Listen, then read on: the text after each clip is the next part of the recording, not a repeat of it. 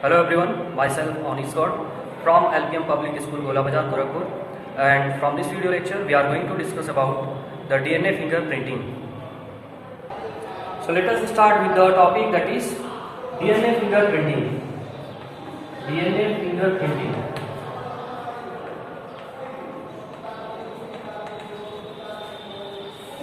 Which is also known as DNA profiling.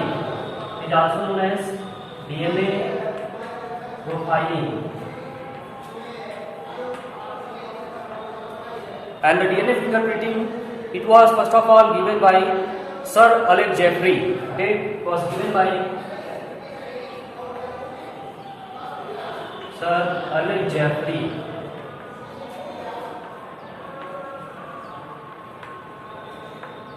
पहली बार जो इसको अलेक्स जेफरी ने दिया था इन 1977 में इसको जो है अलेक्स जेफरी के द्वारा प्रपोज किया गया था। डीएनए फिंगरप्रिंटिंग का कॉन्सेप्ट दिया गया था। ओके, और इसका प्रिंसिपल, जो डीएनए फिंगरप्रिंटिंग का प्रिंसिपल है, किस प्रिंसिपल पे ये वर्क करता है, पहले हम इसकी बात करेंगे। उसके बाद इसके मेथोडोलॉजी, मेथड्स और प्रोसीजर ऑफ डीएनए फिंगरप्रिंटिंग की बात करेंगे। देन लास्ट टॉपिक जो है about the advantage of DNA fingerprinting with the help of an example के साथ हम लोग उसका एडवांटेज पढ़ेंगे। तो सबसे पहले बात करते हैं इसके प्रिंसिपल की। Principle behind DNA fingerprinting.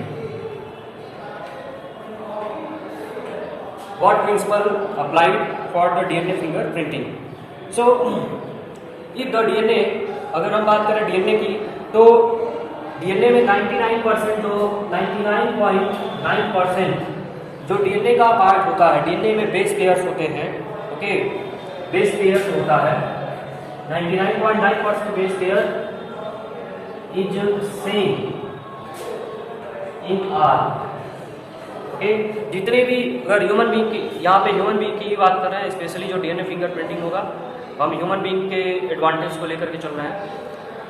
सो अगर ह्यूमन की बीइंग की ही बात किया जाए या किसी भी पर्टिकुलर इंडिविजुअल की बात किया जाए स्पेसिफिकली, तो उसमें 99.9% ऐसे बेस पेयर्स होते हैं और जो सिमिलर होते हैं, और रेस्ट जो आपका 0.01% होगा, 0.01% base pair, it is different in different individual.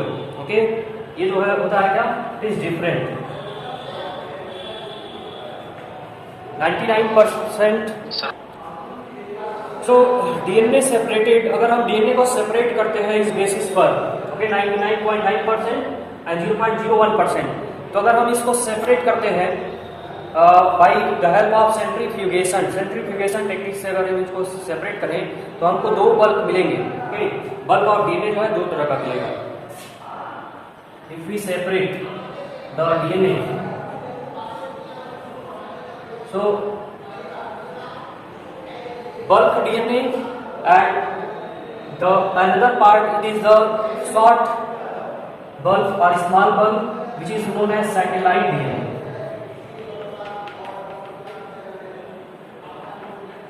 This is the bulk DNA and this is the satellite DNA. जब हम इसको सेपरेट करते हैं डीएनए को, तो ऐसे केस में ये सेपरेशन कैसे होगा, तो ये डेंसिटी ग्रेडियंट पे सेपरेशन होता है। Separation of DNA on density gradient.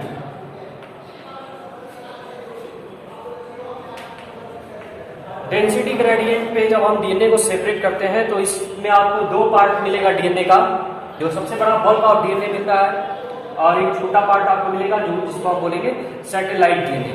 तो मेन जो आपका कॉन्सेप्ट ऑफ डीएनए फिंगरप्रिंटिंग है, it is based on what, the satellite DNA. तो ये जो है बेस्ड है सैटेलाइट डीएनए पे। तो ये सैटेलाइट डीएनए होता क्या है, तो इसकी हम बात करते हैं। तो सैटेलाइट डीएनए जो है, it is the repetitive DNA.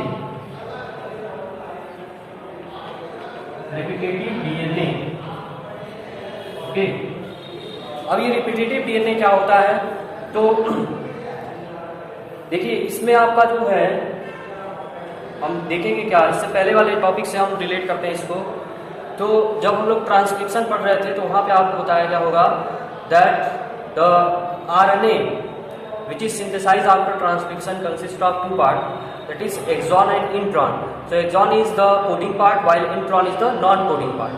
So coding part जो है वो पर्टिकुलर किसी भी प्रोटीन को, एंजाइम को कोड करते हैं, बट नॉन कोडिंग पार्ट जो है किसी को कोड नहीं करते। तो नॉन कोडिंग पार्ट ही जो होते हैं उसी में कुछ जो होते हैं वो क्या होते हैं, रिपीटेड सीक्वेंस शो करते हैं, बेस पेयर का रिपीटेशन उसमें ज़्यादा दिखाई देता है, तो उसी को हम बोलते हैं सैटेलाइट डीएनए। ओके, तो सैटेलाइट डीएनए में हम जो है दो कैटेगरी स्टडी करेंगे।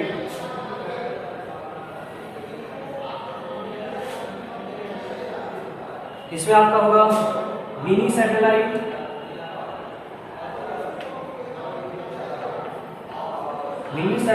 And micro satellite. Okay, mini satellite and micro satellite.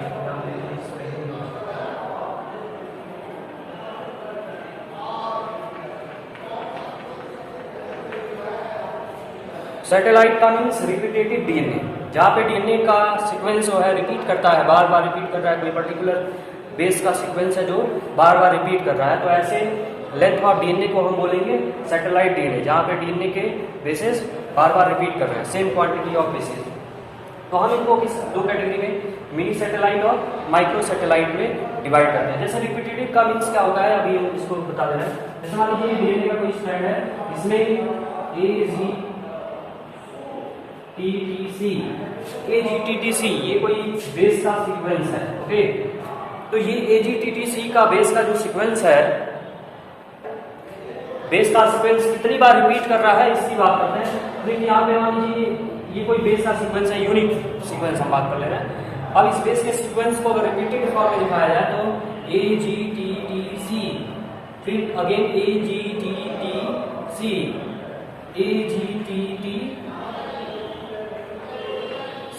तो यहाँ पे इस छोटे से लेंथ और डीएनए में आपको ये दिखाई दे रहा है क्या कि AGTTC जो है कितने टाइम्स रिपीट किया है, वो जो है 3 टाइम्स रिपीट करते हुए दिखाई दे रहा है। तो 3 टाइम्स रिपीट करने का मीन्स क्या होगा कि इसका जो रिपीटेशन है, सॉरी रिपीट कितने टाइम, 3 टाइम्स कर रहा है। तो इस प्रोसेस को बोलते हैं STR, short term tandem repeat. Okay, this is known as, this is called short term tandem repeat, STR, short term tandem repeat।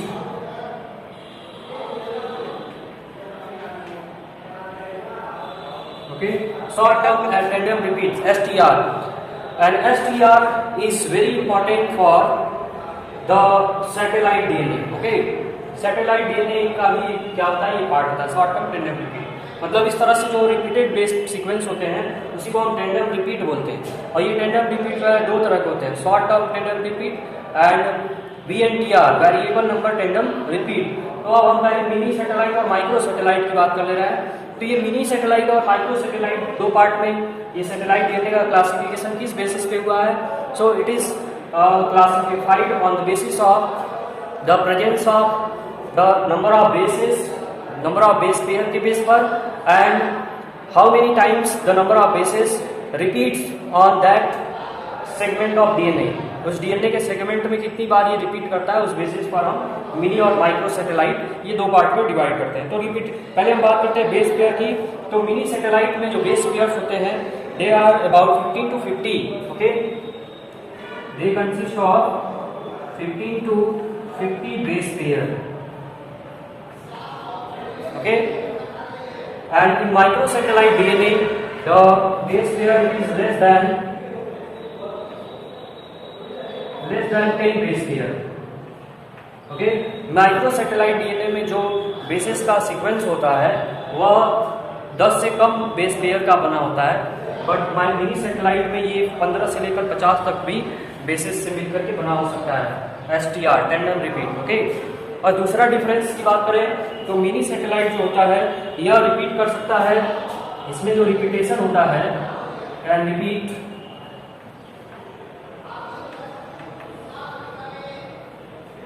Up to 1000 times.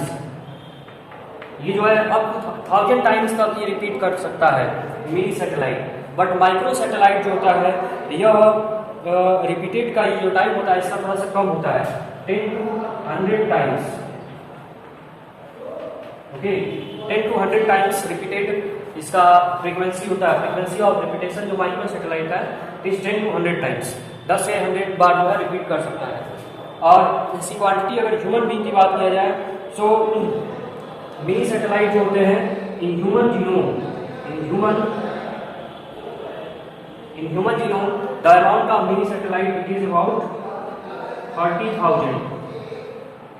Human genome में जो है 30,000 मिनी सैटेलाइट ऑब्जर्व किए गए हैं। But वहीं पे अगर micro satellite की बात किया जाए तो माइक्रो सैटेलाइट जो होते हैं वो ह्यूमन जीनोम में अबाउट 2 lakhs होते हैं। ठीक, about 2 lakhs micro satellite are found in human genome, and these two kinds of satellite DNA are helpful in DNA fingerprinting because they make the polymorphism, okay, or we can say that DNA polymorphism। ये दोनों जो होते हैं these are the basis of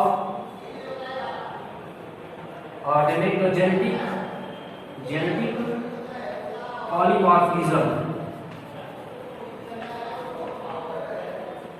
polymorphism का means आपको ये बताया गया कि जैसे एक ही स्पेसीज के 2 इंडिविजुअल है, मेल और फीमेल, तो मेल और फीमेल में कुछ ऑर्गेनिज्म में देखा जाता है कि पॉलीमॉर्फिज्म नहीं दिखाई देता, मतलब उनको हम डिस्टिंग्विश नहीं कर सकते। दोनों मेल और फीमेल दोनों की बॉडी जो है एक जैसी रहती है, बाहर से देखकर हम उनको अलग सेपरेट नहीं कर सकते हैं, आइडेंटिफाई नहीं कर सकते हैं। बट मैक्सिमम टाइम्स क्या होता है कि मेल और फीमेल जो है डिस्टिंग्विशेबल होते हैं, दोनों का कैरेक्टर अलग अलग होता है, तो उसको हम क्या पॉलीमॉर्फिज्म बोलते हैं। तो ऐसे ही यहाँ पे ये जो है जेनेटिक पॉलीमॉर्फिज्म, मतलब जीन में जो पॉलीमॉर्फिज्म होता है वो हम किसके बेस पर पता कर सकते हैं, सैटेलाइट डीएनए। क्योंकि ये सैटेलाइट डीएनए देखिए 99.9% जो है ये क्या होता है, सेम होता है, सभी में सेम होगा। लेकिन ये सैटेलाइट डीएनए जो कि 0.01% बेस पेयर वाला होता है वह क्या होता है, सब में अलग अलग होता है। तो इसी के बेस पर मतलब ये बेसिस किसका हो रहा है, जेनेटिक पॉलीमॉर्फिज्म का। Okay, we can do the DNA fingerprinting by using the VNTR of mini satellite। Mini satellite के VNTR को यूज करके ही जो है DNA फिंगरप्रिंटिंग किया जाता है। कैसे किया जाता है तो अभी इसको लास्ट में हम with help of example observe करेंगे। But before this we have to know about 2 topic, that is the source of DNA for DNA fingerprinting, and the second thing is the method of DNA fingerprinting। Means DNA fingerprinting में कौन कौन से methods involve होते हैं। तो first of all हम बात करते हैं source of DNA, source of और sources of DNA for fingerprinting.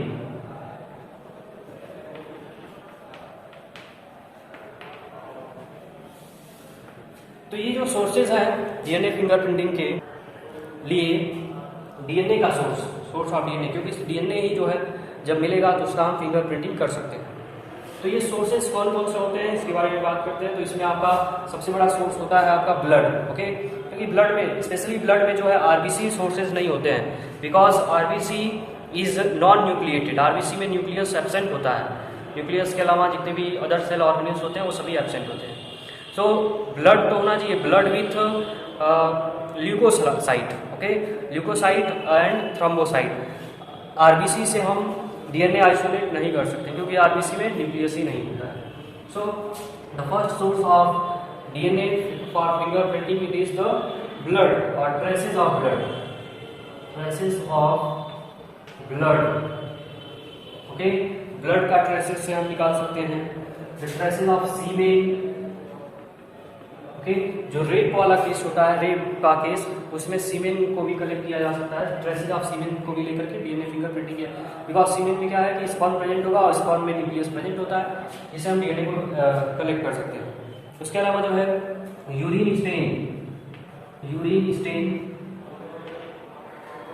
जो कि क्लॉथ पे पड़े हो सकते हैं, ऑन क्लॉथ्स, क्लॉथ कपड़े पे जो है यूरिन के स्टेन भी हो सकते हैं, ट्रेसेस ऑफ ब्लड हो सकता है, सीमेन हो सकता है। ओके, ये सभी को लेकर के हम डीएनए फाइंड आउट कर सकते हैं किसी भी सस्पेक्ट का। मीन्स चाहे वो क्राइम वाला केस हो, चाहे पैटर्निटी वाला केस हो, ये सभी में क्या होता है, जिसका डीएनए पता करना होता है उसको हम एक स्पेशल टर्म प्रोवाइड करते हैं जिसको बोलते हैं सस्पेक्ट। तो सस्पेक्ट का जो है डीएनए हम पहले आइसोलेट करते हैं। तो पहला सोर्स ऑफ डीएनए हमको पता चल गया। आगे जो है सलाइवा भी हो सकता है, सलाइवा जो है जहां कहाँ पे प्रेजेंट हो सकता है, saliva residue on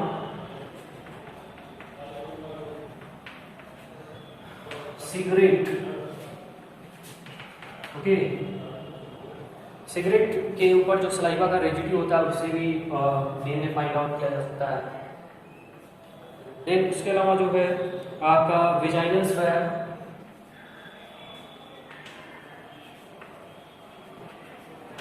vaginal swab जो है किस केस में कलेक्ट किया जाता है, in the case of rape. Rape के केस में जो है पता करने के लिए, सस्पेक्ट को फाइंड आउट करने के लिए वेजाइनल स्वैब का यूज किया जा सकता है। और at the place of murder, murder वाले प्लेस पर जहाँ पे मर्डर हो, टिश्यू बीड्स।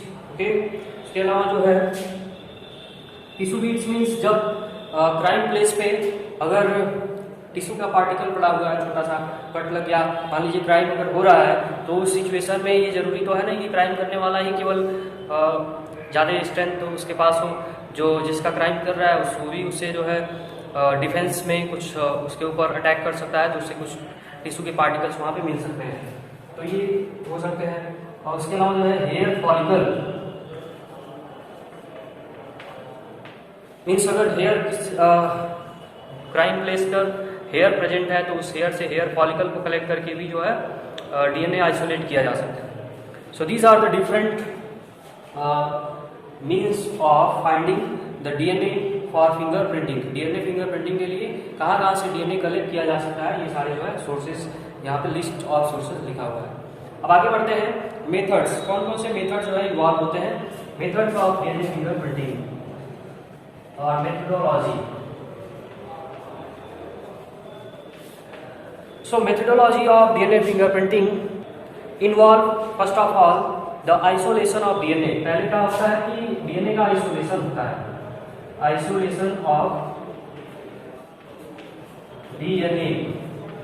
तो DNA का आइसोलेशन कहाँ से होगा, so DNA isolation take place from the cell. जैसे कि जो भी आप सोर्स से कलेक्ट कर रहे हैं तो डायरेक्ट DNA तो कलेक्ट करेंगे नहीं, कलेक्ट क्या करेंगे, सेल कलेक्ट करेंगे, क्योंकि सेल के अंदर ही DNA पाया जाएगा, तो उस सेल से फिर क्या करेंगे, डीएनए को आइसोलेट करेंगे। So first method involve in the DNA fingerprinting, it is the isolation of DNA and isolation of DNA will take. So in methodology first stage is the isolation of DNA. और isolation of DNA हम कैसे कर सकते हैं, by using some enzymes. Enzymes कौन कौन से, कि जैसे देखिए पहले क्या करेंगे कि सेल मेम्ब्रेन को, अगर एनिमल सेल है तो मोस्टली जो है एनिमल सेल ही होगा, तो एनिमल सेल में सेल मेम्ब्रेन को डिजॉल्व करने के लिए proteases and lipases, okay, proteases और लाइपेजेस के हेल्प से cell membrane and nuclear membrane दोनों ही डिजॉल्व हो जाएंगे, और डिजॉल्व होने के बाद जो जेनेटिक मटेरियल हो गया होगा वो बाहर आ जाएगा, उसको वो सेपरेट हो जाएगा। सो वहां से आपको डीएनए मिल जाएगा, आइसोलेट हो जाएगा सेल से। After isolation of DNA the second step of the digestion of DNA, okay, digestion of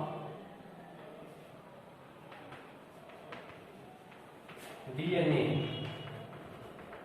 okay, DNA को डाइजेस्ट कराया जाएगा। डाइजेस्ट कराने का मतलब डीएनए के छोटे छोटे फ्रैगमेंट्स में ब्रेक कर दिया जाएगा, क्योंकि फ्रैगमेंट्स में ब्रेक करने से क्या होगा कि आसानी से जो है अलग अलग पार्ट्स का फिंगरप्रिंटिंग किया जा सकता है। अब एक लंबा सा चेन है, बहुत ही लंबा, तो उसको एक छोटे प्लेस पे तो हम ऑब्जर्व कर नहीं सकते हैं, अगर फैलाएंगे तो बहुत लंबी दूरी तक जाएगा।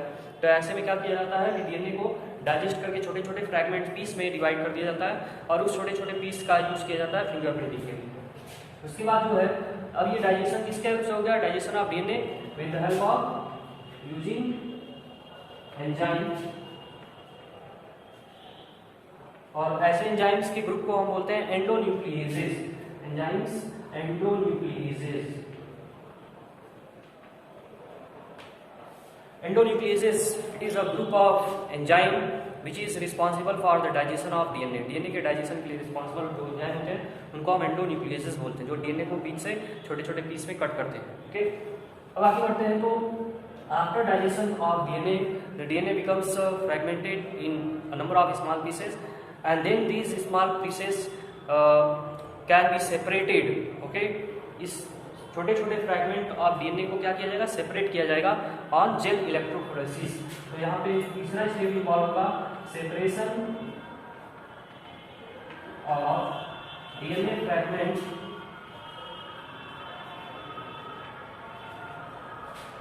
On gel electrophoresis.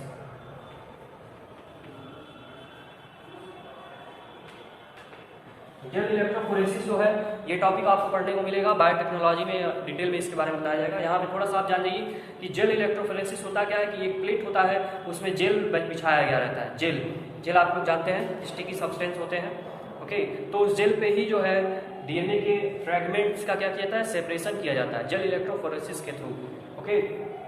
अब जब ये डीएनए के सेगमेंट सेपरेट हो गए तो अब ये देखिए जेल इलेक्ट्रोफोरेसिस में जो है एग्रोस जेल का यूज किया जाता है, इन एग्रोस जेल। और एग्रोस जेल जो होता है it is a temporary gel, ये एक टेम्पररी जेल होता है। टेम्पररी जेल कहने का मतलब ये है कि ये जेल जो है बहुत ही जल्दी सूख जाता है, ड्राई हो जाता है, और ड्राई होने के बाद जो है डीएनए क्या होगा, उसमें जो है डीएनए भी ड्राई हो जाएगा, तो ऐसे में उसका ऑब्जर्वेशन जो है पॉसिबल नहीं होगा। तो इसके बाद जो स्टेप आता है कि इस टेम्पररी जेल से हम इसको परमानेंट जेल में कन्वर्ट करते हैं, टेम्पररी जेल सोल्यूशन से परमानेंट जेल प्लेट पे इसको ट्रांसफर करते हैं। And the process is called blotting, okay. Blotting कैसे होता है? And the blotting involve the transfer of the DNA, okay, transfer of DNA from a temporary gel into a permanent gel। ये agarose gel जो है ये temporary jail होता है जिसको हम परमानेंट जेल में कन्वर्ट करते हैं, ट्रांसफर करते हैं, और इस प्रोसेस को बोलते हैं ब्लॉटिंग। इसमें कौन से जेल का यूज किया जाता है, नाइट्रोसेल्यूलोज का, ऑन नाइट्रोसेल्यूलोज। एग्रोस जेल से इसको ट्रांसफर कर दिया जाता है नाइट्रोसेल्यूलोज जेल में, और इसी प्रोसेस को हम बोलते हैं ब्लॉटिंग। ब्लॉटिंग आपका जो है नेक्स्ट स्टेप है। अब ब्लॉटिंग करने के बाद क्या होगा कि इसका रेडियो लेवल्ड VNTR किया जाता है, ओके। हाइब्रिडाइजेशन भी था। Next step involve the hybridisation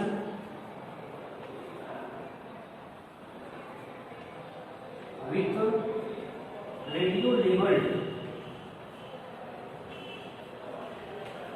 VNTR।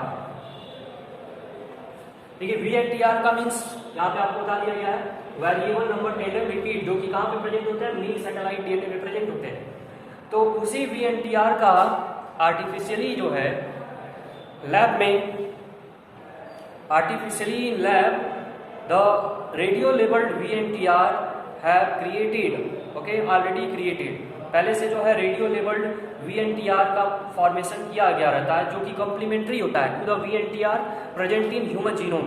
Human genome में जो VNTR प्रेजेंट होता है वेरिएबल नंबर टेंडर रिपीट, उसी का जस्ट कॉम्प्लीमेंट्री VNTR जो है कहाँ पे, लैब में पहले से बनाया गया रहता है। अब उसी VNTR को लेकर के रेडियो लेबल्ड का मीन्स उसमें जो आपका पॉलीन्यूक्लियोटाइड चेन रहेगा रेडियो लेबल्ड VNTR में, उसमें रेडियो एक्टिव एलिमेंट का यूज किया जाता है। तो ऐसे VNTR को हम बोलेंगे रेडियो लेबल्ड VNTR। जैसे अभी एक एक्सपेरिमेंट आप लोग पढ़े हैं, ओके, जिसमें डीएनए को experimentally prove that DNA is a genetic material, okay. तो वहाँ पे आपको दो रेडियो एक्टिव एलिमेंट लेकर के एक्सपेरिमेंट कराया गया था, एक रेडियो एक्टिव फास्फोरस और एक रेडियो एक्टिव सल्फर, ओके। ये दो चीज़ों को लेकर के कराया गया था। तो ऐसे ही डीएनए में रेडियो एक्टिव एलिमेंट को ऐड कर दिया गया, तो उसी को रेडियो लेबल्ड VNTR कराया गया। तो उसी रेडियो लेबल्ड VNTR से क्या कराया गया, हाइब्रिडाइजेशन कराया गया। किसका हाइब्रिडाइजेशन, ऐसे डीएनए फ्रेगमेंट का जो कि जेल के ऊपर सेपरेट किया गया है, जेल के ऊपर जो सेपरेशन हुआ है डीएनए फ्रेगमेंट का, उसी का रेडियो लेबल्ड VNTR के साथ हाइब्रिडाइजेशन करा दिया गया। हाइब्रिडाइजेशन का मतलब वो VNTR जो रेडियो लेबल्ड VNTR है वो क्या होगा, जा करके उसी पर्टिकुलर VNTR से ऐड होगा जिसका कॉम्प्लीमेंट्री सीक्वेंस उस रेडियो लेबल्ड VNTR के ऊपर प्रेजेंट है। समझ में आया? जैसे देखिए होता क्या है, मान लीजिए एक सेगमेंट है, सेगमेंट ऑफ डीएनए है, छोटा सा फ्रेगमेंट है जो कि एग्रोस जेल के ऊपर जो है सेपरेट किया गया है। मान लीजिए इसके पास जो है सीक्वेंस है AGTC, ओके, AGTC इसके पास सीक्वेंस है। तो हम जो रेडियो लेबल्ड VNTR लिए, देखिए एक चीज़ यहाँ पे एक चीज़ और ध्यान देना है कि डाइजेशन ऑफ डीएनए जो हम लोग कर रहे हैं वो दो तरह का डाइजेशन होगा। एक तो डीएनए को छोटे छोटे पीस में कन्वर्ट करना ही है, उसके साथ साथ डीएनए के जो दो न्यूक्लियोटाइड चेन है, पॉलीन्यूक्लियोटाइड चेन है, उसके बीच में जो हाइड्रोजन बॉन्ड है उस हाइड्रोजन बॉन्ड को भी ब्रेक करके अलग करना होता है, ओके, तब ये दो अलग अलग पार्ट में डिवाइड हो जाएंगे, मतलब कॉम्प्लीमेंट्रली अलग हो जाएंगे। तो ये मान लीजिए ये एग्रोस जेल के ऊपर आपका डीएनए का छोटा सा फ्रेगमेंट है, तो इसका जब हाइब्रिडाइजेशन होगा रेडियो लेबल्ड वीएनटीआर से, तो इसका वीएनटीआर क्या होगा, वीएनटीआर होगा रेडियो लेबल्ड वीएनटीआर, वीएनटीआर के ऊपर यहाँ पे हो जाएगा क्या, ये हो जाएगा TCAG। TCAG वाला जो वीएनटीआर रेडियो लेबल्ड वीएनटीआर होगा वो कहाँ, इसके सामने जाकर जुड़ जाएगा, वो जेल के ऊपर जो डीएनए का फ्रेगमेंट जिसके पास AGTC होगा उसी से जाकर के ये जुड़ेगा, and that process is known as what, the hybridization. इसी को हम बोलेंगे क्या, हाइब्रिडाइजेशन। तो हाइब्रिडाइजेशन जो है वो वीएनटीआर के हेल्प से कराया जाता है, रेडियो लेबल्ड वीएनटीआर। अब यहाँ पे रेडियो लेबल्ड वीएनटीआर क्यों कराया जाता है, तो इस देखिए इस ये जरूरी इसलिए होता है for observation of DNA on agarose gel. Agarose gel के ऊपर जो है डीएनए वैसे आपको दिखाई नहीं देगा जब आप सेपरेट कराएंगे, डीएनए कब दिखाई देगा, जब लास्टली जब उसकी ऑटो रेडियोग्राफी होगी, ऑटो रेडियोग्राफी। तो पांचवा स्टेप हो गया, और छठा स्टेप होता है the sixth step involve the auto radiography.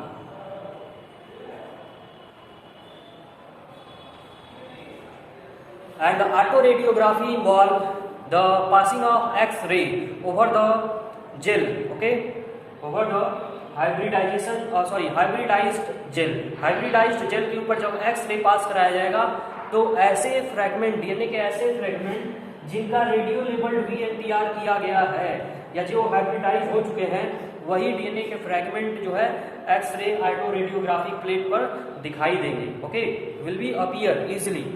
तो ऐसे में जब वो अपीयर हो जाएंगे तब आपको मीन्स डीएनए के छोटे छोटे जो पार्ट होंगे जिनका वीएनटीआर से हाइब्रिडाइजेशन हो चुका है वो अलग अलग पार्ट्स में अलग अलग लेवल पे दिखाई देना शुरू हो गया। समझ में आया? जैसे मान लीजिए यहाँ पे आपको एक चीज बता, सपोज ये आपका एक प्लेट है, तो इस प्लेट पे जब लास्ट में ऑटो रेडियोग्राफी हो जाएगा तो वहाँ पे आपको कुछ इस तरह से अलग अलग लेवल पे अलग अलग डीएनए के फ्रेगमेंट्स आपको दिखना शुरू हो जाएंगे। समझ में आया? तो इस तरह से ये मेथड्स कंप्लीट होता है और डीएनए फिंगरप्रिंटिंग मींस लास्टली आपको डीएनए उस जेल के ऊपर अपीयर होने शुरू हो जाएंगे अलग अलग फ्रेगमेंट वाले, कुछ छोटे साइज वाले होंगे, कुछ बड़े साइज वाले होंगे। Now after the methodology we will discuss the next, that is the example of some cases for DNA fingerprinting. Okay, DNA fingerprinting के लिए मीन्स एक एग्जाम्पल के साथ हम जो है डीएनए फिंगरप्रिंटिंग को करके दिखाएंगे।